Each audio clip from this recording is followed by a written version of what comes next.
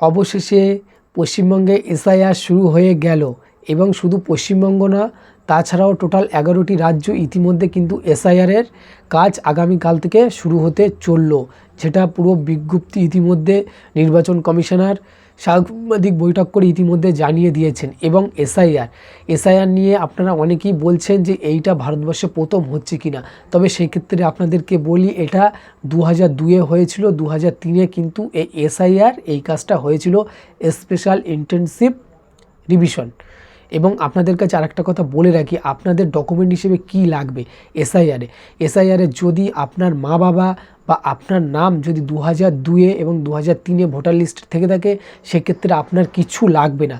এবং আপনার যদি 2002-এ এবং 2003-এ ভোটার লিস্টে আপনার নাম নেই, আপনার বাবার নাম নেই, মায়ের নাম নেই এবং আপনার ফ্যামিলির কারুর নাম নেই এবং আপনারও নাম নেই, সেক্ষেত্রে আপনি কিন্তু এই যে 11টি ডকুমেন্ট আমি স্ক্রিনে দিয়ে দেবো, এই 11টি ডকুমেন্ট আপনার লাগবে। আর না হলে আপনার কিন্তু অনেক প্রবলেম ফেস করতে হবে এবং এটা সম্পূর্ণ বিচারাধীন হয়ে যাবে।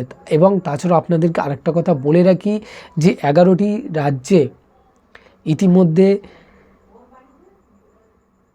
যে এসআইআরের কাজ কিন্তু আগামীকালতে শুরু হচ্ছে, যে টোটাল 12টি রাজ্যে এবং তার মধ্যে আমাদের পশ্চিমবঙ্গও রয়েছে। এবং তাছাড়াও আপনাদের কাছে বলে রাখি প্রতিটি বাড়ি কিন্তু বিএলও যাবে, অর্থাৎ বুথ লেভেল কর্মী আপনার বাড়িও যাবে, আমার বাড়িও আসবে এবং আপনাদের বাড়িও যাবে।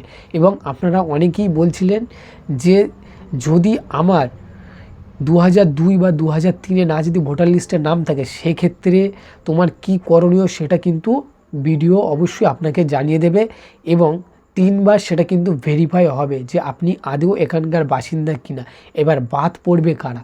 এসআইআর থেকে বাদ পড়বে যাদের কাছে 2002 2003-এর কোনো সূত্রে তাদের কাছে কোনো ভোটার লিস্টে নাম নেই, যেমন তাদের নাম নেই, তার ফ্যামিলির কারুর নাম নেই, সেক্ষেত্রে তারা কিন্তু এসআইআর থেকে বাদ পড়বে।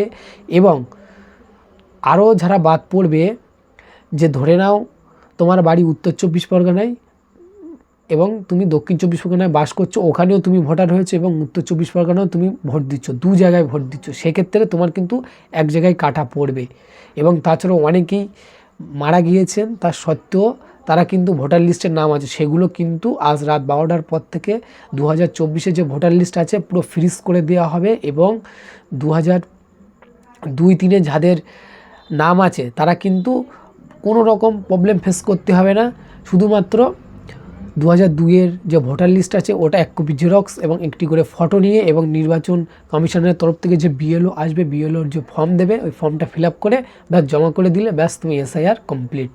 এবং আপনারা অনেকেই বলছিলেন যে এসআইআর থেকে কারা বাদ পড়বে, যারা বাংলাদেশ থেকে এসছেন, যারা পাকিস্তান থেকে, আফগানিস্তান থেকে যারা এসছে, যাদের কাছে এখনও পর্যন্ত কোনো তথ্যই নেই, 2002 বা 2003-এর ভোটার লিস্টে নাম নেই, তাদের নাম নেই, তাদের ফ্যামিলির কারুর নাম নেই, বাবা মা কারুর নাম নেই, তারা কিন্তু বাদ পড়তে চলেছে। এবং তাছাড়াও আপনাদের কাছে আরেকটা কথা বলে রাখি, আমি এই এসআইআরের বিষয় সমস্ত রকম তথ্য আপনাদের কাছে শেয়ার করব, আপনারা শুধু কমেন্ট করে জানাবে আপনার কি সমস্যা হচ্ছে, অবশ্যই আমি আপনাদেরকে হেল্প করব। এবং আমি স্ক্রিনে 2 দিকে ডকুমেন্ট দিয়ে দেবো, কবে থেকে শুরু হচ্ছে সমস্ত কিছু কিন্তু স্ক্রিনে থাকবে, আপনারা অবশ্যই ভিডিওটি থামিয়ে স্ক্রিনশট মেরে নেবেন।